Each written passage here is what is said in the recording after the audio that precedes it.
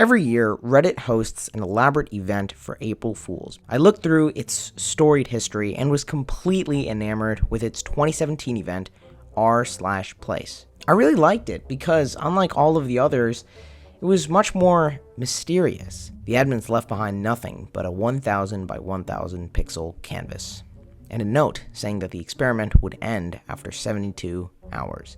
Everyone was hesitant to make a move, but eventually, users began to realize that they were able to change how the canvas looked. Every 5 to 10 minutes, each user could fill in a single pixel with one of 16 different colors. Soon enough, people tried to make their own crude illustrations, smiley faces, exclamation points, and this thing. People also began to realize that their creations were not free from attack, and other users could in fact paint over your pixel, effectively erasing the progress that you made. To give a sense of how frustrating that could be, if I tried to make this simple face in r/place, it would have taken me at least 3 hours, not to mention the likelihood that people would have drawn all over it. Given the lack of any real direction, I didn't expect much other than random smatterings of color, blissfully unaware of the beauty and even chaos that would later ensue. Even with the project's unofficial slogan of "Together we can create something more," I was extremely skeptical that more than 1 million random strangers would work together to produce coherent text, logos, flags, and works of art. Or would they?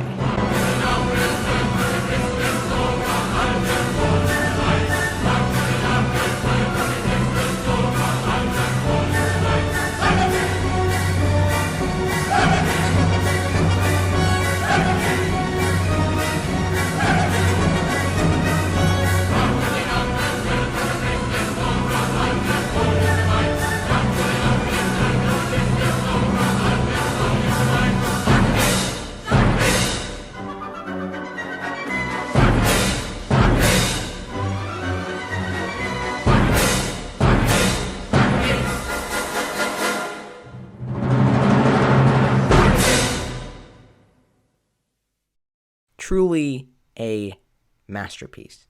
I think that's the only way to describe it. You might look at it and see a jumbled up hodgepodge of visual diarrhea, but I think it's beautiful.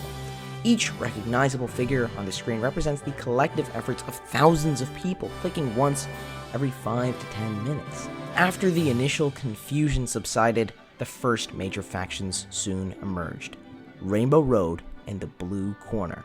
There wasn't much significant meaning, but the images themselves were coherent. Soon, people leveraged the site's various sub-communities to make their mark on the million-pixel space. Countries, colleges, sports teams, video games, memes, and so much more were represented there. But for every act of harmony, there was also an act of conflict. One of the first examples was the reduction of the Blue Corner, which at one point was the largest faction on the canvas. The attack on the relatively large OSU logo, which people felt took up too much space. Germany's attempted takeover of France and the subsequent creation of the European Union. The rise and fall of the Black Void, which basically 4chaners tried to spread, but it didn't really get anywhere. And my favorite one of all isn't actually that major, but it's really, really funny. At the last second, a bunch of people changed the S in MLS, like Major League Soccer, into MLG, like Major League Gaming. r/place was filled with so many little pockets of joy, humor, and vandalism. Personally, my favorite part was the attempt at creating a QR code. If it was scanned successfully, it would have led to...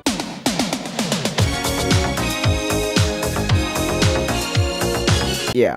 Anyway, if you Google r/place now, you'll see the remains of a 72-hour, publicly accessible art piece, sandbox, and battleground. I think you really should check it out at the Atlas.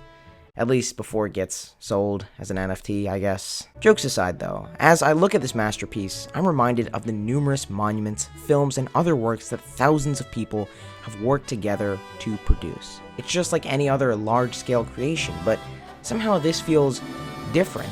Instead of a strict hierarchy in which kings or queens or presidents or military leaders or CEOs command people to specific tasks to complete, users had more creative freedom. That also begs the question, if there wasn't any strict order, why wasn't the canvas in complete disarray?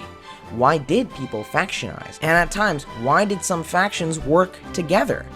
There's a really great article by Ishiro Fernando that goes in depth about this question. But in short, I think there are 5 reasons why. 1. Users were always independent. They were never forced into factionizing and always had the opportunity to do whatever they wanted to do. Secondly, users weren't pressured into spending time on the canvas, and they could choose the size of the role they wanted to play. Third, though users typically worked on only one piece, their creations could easily fit into the broader r/place and could see the value that they brought to the canvas as a whole. Fourth, users constantly revised older pieces, and their importance on the space was always being questioned, which meant that projects never went stale, and there was always new space for newer endeavors. And finally, fifth, users had strong beliefs and they fought to protect the territory of those who shared the same beliefs. For example, if I was passionate about Tesla's vehicles and I really wanted it to have a space featured on r/place, then I would work tirelessly with others who felt the same to make it happen. To conclude, more than just the beautiful pixel art that was created, I think that r/place elucidated what we need to make creating as a whole worth it for everyone. I am confident that it will serve as a model for peer production and how to leverage the collective creativity of millions to create something more. Thank you for watching this video. It's something that I've really wanted to make for a while because I think that it doesn't get talked about as much as it should. If you want to see any of the sources that I used to make this video, not to mention the amazing r/place atlas, please look in the description. If you want to see more content like this in the future, please subscribe, and I'm really glad that you decided to spend some time with me learning about r/place. Thank you.